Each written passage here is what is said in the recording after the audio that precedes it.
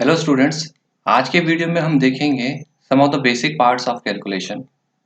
But before starting the video I want to say one thing that these methods and shortcuts are applicable only when you practice them a lot. तो आइए शुरू करते हैं। सबसे पहली heading हमारे पास है finding squares of numbers having unit digit 5। किसी भी नंबर का स्क्वायर फाइंड करना जिसकी यूनिट डिजिट का हो 5 हो हमारे पास। So this 5 will always form 25 and the remaining digit will be multiplied by the next consecutive digit. तो हमारे पास 2 के बाद अगला नंबर क्या होता है 3। So 2 will be multiplied by 3, तो ये कितना हो जाएगा 6। So 625 is the square of 25। Let's take another example. ये जो यूनिट डिजिट में 5 है, ये जो यूनिट डिजिट का 5 है, ये हमेशा कितना फॉर्म करेगा 25, और 7 की अगले नंबर से मल्टीप्लाई होगी तो 7 8 जा कितना होता है हमारे पास, आप बोलोगे 56। अगला एग्जांपल हमारे पास है, ये जो यूनिट डिजिट में 5 है, ये फिर से कितना बनाएगा 25, और this remaining 12 will be multiplied by 13, तो ये कितना होता है 156। So 15625 is the square of 125। Next heading को हम देखते हैं जिसमें लिखा गया है multiplication of two digit numbers having tens digits same and sum of unit digits is 10। कहने का मतलब है टेंस प्लेस पे जो डिजिट हो वो सेम हो, यहाँ पर 6 है टेंस प्लेस पे, और जो यूनिट डिजिट है 3 और 7 इनका एडिशन कितना होना चाहिए 10। सिमिलरली यहाँ पर देखिए टेंस प्लेस पे क्या है 5 सेम नंबर है, और 6 + 4 कितना हो जाता है 10। यहाँ पर भी हम देखें यूनिट प्लेस पे देखिए 2 और 8 इनको एडिशन अगर हम करते हैं तो 10 बना देगा, और टेंस प्लेस पे 9 सेम डिजिट है, तो यहाँ पर ये एप्लीकेबल है।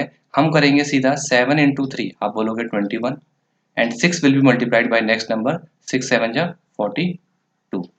अगला आप देखिए 4 6 जा, यूनिट डिजिट में क्या हो जाएगा मल्टीप्लिकेशन होती है सीधा, 6 4 जा आप बोलोगे 24, और 5 की 6 से मल्टीप्लाई हो जाएगी तो 30। यहाँ पर देखिए 8 2 जा कितना हो जाएगा 16, और जो 9 है इसकी नेक्स्ट नंबर से मल्टीप्लाई होगी तो 9 × 10 कितना होता है 90। Now move on to the next slide. हमारे पास है 34%, 57%, 67%, अलग अलग परसेंटेजेस हैं जो हमें 450 की फाइंड करनी है। So what we use to do traditionally, आप बोलोगे 450 का 34% फाइंड करना है, तो हम इसे ऐसे लिखते हैं अपॉन 100। लेकिन these calculations are basically asked in the questions of DI, और उसमें हमें इसे कैसे अप्रोच करना है हम वो देखते हैं। सबसे पहले अगर मैं बोलूँ किसी भी नंबर का 100% तो वो नंबर खुद ही होता है, तो आप बोलोगे 100% ऑफ 450, वो 450 खुद है। इसका 50% आप इजीली ब्रेक कर सकते हो। 100% 450 है तो 50% कितना हो जाएगा, आप बोलोगे 225। इसका 25% आप निकाल सकते हो, वो इसका आधा हो जाएगा 50% का आधा, तो ये कितना हो जाएगा 112.5। आपके पास 100% है 450, तो आप 10% इजीली बोल सकते हो, एक जीरो कम हो जाएगा तो आप बोलोगे 45। 10% 45 है तो 1% कितना हो जाएगा, डेसिमल लग जाएगा यहाँ पर, तो आप बोलोगे 4.5। तो आप इससे अलग अलग परसेंटेजेस निकाल सकते हैं। जब आपको 1% की वैल्यू पता है तो आप 2%, 3%, 4%, 5%, 6%, 7% एंड सो ऑन फाइंड कर सकते हो।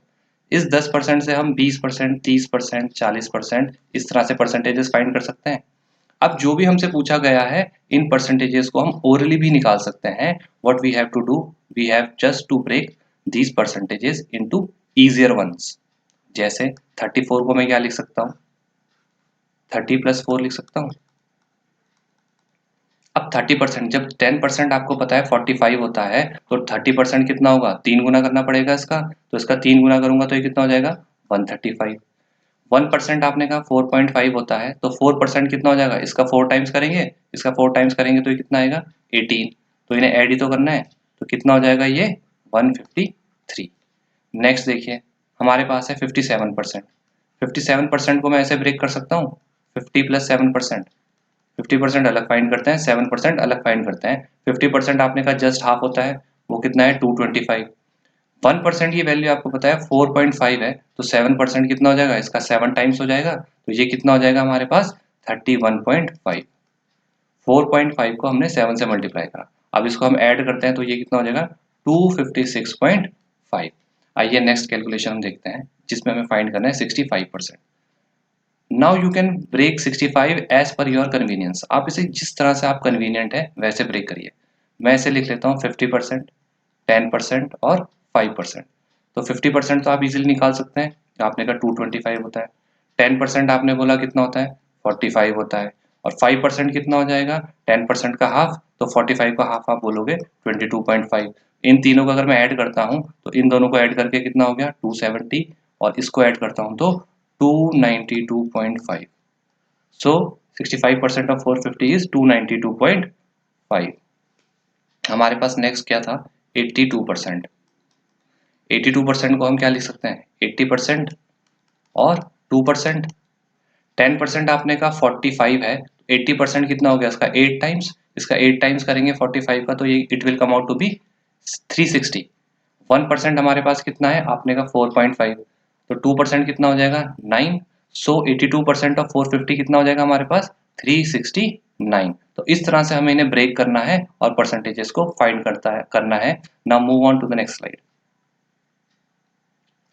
अब हमारे पास है 234 is how much percent of 450। तो आप ट्रेडिशनली कैसे करते हैं, आपने कहा 450 है, इसका लेट से x परसेंट है कितना 234, फिर आप x इज इक्वल टू क्या लिखते हैं 234 इंटू 100 अपॉन 450। पर हम ऐसे ना करके जैसे अभी हमने परसेंटेजेस को अलग अलग पार्ट्स में ब्रेक करा था, इन नंबर्स को भी ब्रेक कर सकते हैं। हमने कहा था 450 का 100% तो 100% तो 450 ही होगा। 50% क्या होगा इसका, इसका हाफ हो जाएगा 225, इसका 10% कितना हो जाएगा 45 हो जाएगा, 1% कितना हो जाएगा 4.5। इन्हीं से हम इसको फाइंड करने की कोशिश करेंगे। सो आई कैन राइट 234 एज, क्योंकि ये मुझे किसके पास दिख रहा है, इस नंबर के पास दिख रहा है 225 के, तो मैं इसे लिख सकता हूँ 225 और रिमेनिंग कितना बचा मेरे पास 9। तो 225 तो हमारा डायरेक्टली कितना है 50% है।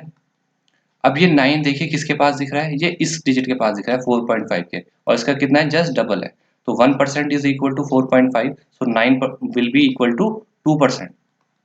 तो हमें ऐड ही तो करना है, तो यहाँ पर कितना हो गया ये 52%। अगले वाले क्वेश्चन में आप देखिए, हमें फाइंड करना है 312 450 का कितना परसेंट है। तो अब यहाँ पर देखो आप 312, अब या तो आप इसे 50% फिर बाकी देखें, या फिर हम देखें कि 10% कितना है हमारे पास। मैंने कहा ना अपनी कन्वीनियंस के हिसाब से आपने इसे ब्रेक करना है। तो 10% कितना होता है 45।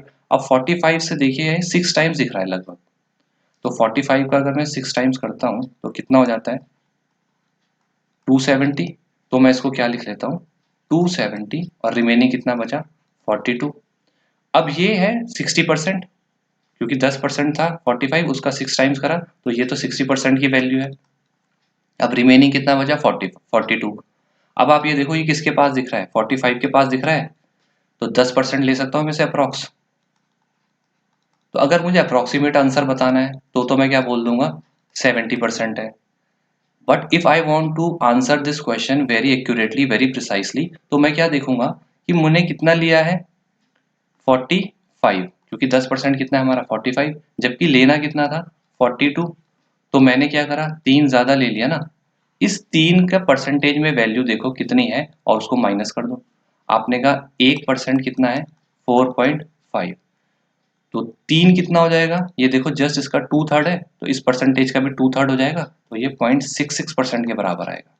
तो मैंने 0.66% ज़्यादा लिया है, तो my answer will be reduced by 0.66%। तो 70 में से आप क्या करोगे 0.66 माइनस कर दोगे परसेंटेज, तो आपका आंसर क्या आ जाएगा 69.33%। ये है 312, 69.33% of 450। So students, these were the methods which you can apply when you get the questions of DI.